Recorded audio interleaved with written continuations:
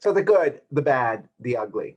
This week I'm going to relabel it the bad, the ugly, and the good. And I've chosen my background screen to be a photo that a good friend of mine took from right after 9/11.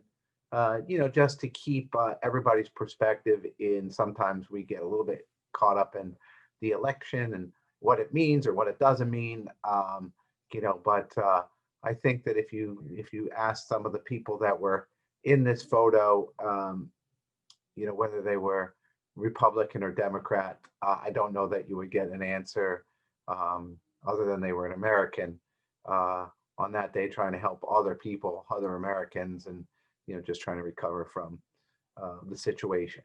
So, having said that, the the bad of this whole thing is that politics has seemed to have turned into almost like a sports rivalry, where there's the one team and the other team, and the rooters of the one team and the rooters of the other team, and that if you root for the wrong team or not the team that you root for, that the other people are bad in some way, and rather than that they just are rooters of a different team and a different thing.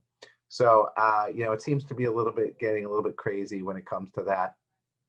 Almost like if you were an Islanders fan and you went to the Rangers game and get beat up, it's like seriously, it's just a hockey game. Um, However, that's the bad.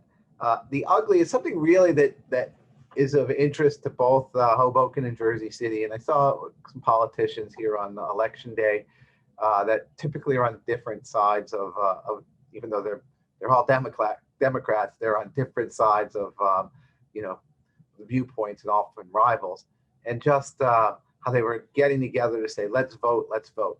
And the real truth, the ugly truth, is that the politicians don't really want everyone to vote, especially in Hoboken, especially in downtown Jersey City or Jersey City.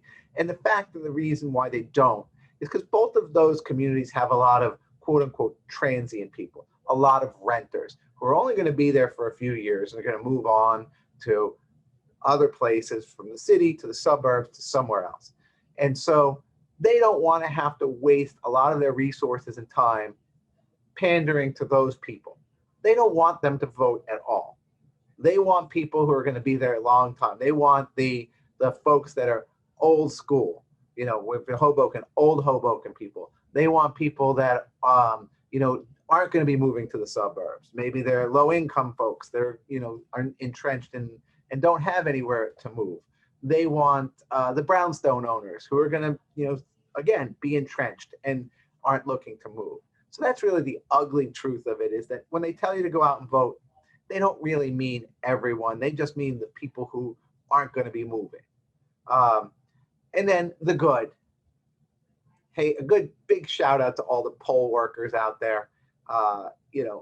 It's a thankless job. It's almost, I don't even know if it's a paid job. It's probably an unpaid or barely paid job. It's like jury duty, I bet. They got to deal with a lot of people. They got to make sure that everything goes right. They have to deal with a lot of complaints. They're doing their best. It's like it's almost like a little league umpire. You think that person that's getting $10 an hour to call balls and strikes isn't doing their best? They're trying to rob your kid of an experience. It's just what it is, and everybody needs to say thank you for doing that job.